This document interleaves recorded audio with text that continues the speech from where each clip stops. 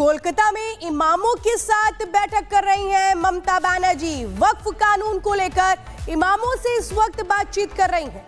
वक्फ कानून को लेकर के ममता बनर्जी का क्या रुख है वो पहले भी साफ कर चुकी हैं, कह रही हैं नहीं मानेंगे, लेकिन अब इमामों से बातचीत की जा रही है। कोलकाता से वो तस्वीरें भी हमने देखी थी पिछले दिनों में, मुर्शिदाबाद और तमाम जगहों पर जिस तरह से वहां पर हंगामा हो रहा था, उस पर ममता बनर्जी ने कुछ नहीं बोला। स्थितियां ये हो गई थी कि वहां पर केंद्रीय बलों की तैनाती की गई थी और अब वक्फ कानूनों को लेकर इमामों से बात कर रही हैं। ये तस्वीरें हम सीधे आपको दिखा रहे हैं, लेकिन जब ये कानून का रूप ले चुका है तो फिर अब बात करने के पीछे का मकसद क्या है?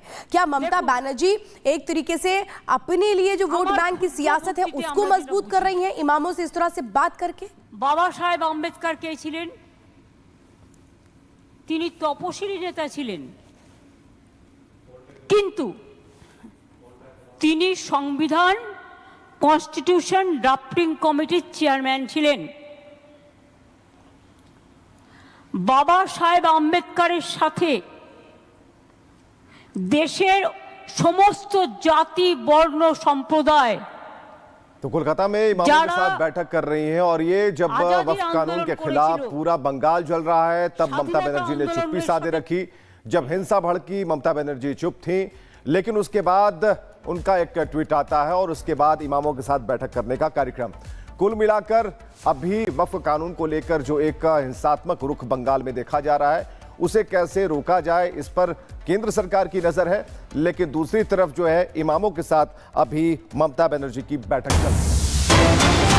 और ममता की बैठक पर विनोद बंसल ने पोस्ट किया है, ममता उलेमाओं इमामों से मिल रही हैं। विनोद बंसल ने कहा हिंदू समाज पर हो रहे जिहादी हमलों पर वे चुप हैं, निर्दोष हिंदुओं को सांत्वना देने का साहस क्या वे करेंगी?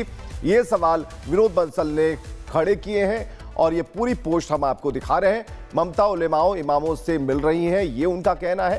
इसके अलावा उन्होंने और भी बातें कही हैं, लेकिन सबसे बड़ा सवाल है कि आखिर ममता बनर्जी की चुप्पी मौसम को देखते हुए क्यों खुलती है और बंद हो जाती है? क्योंकि यहाँ पर ममता जहाँ बात कर रही हैं और इसका लाइव टेलीकास्ट हो रहा है, ये अपने आप में एक सवाल है। जब उन्हें बोलना चाहिए था, जब अपने जनता के बीच खड़ा होना चाहिए था, तब ममता चुप थी और यही सवाल पैदा होता है।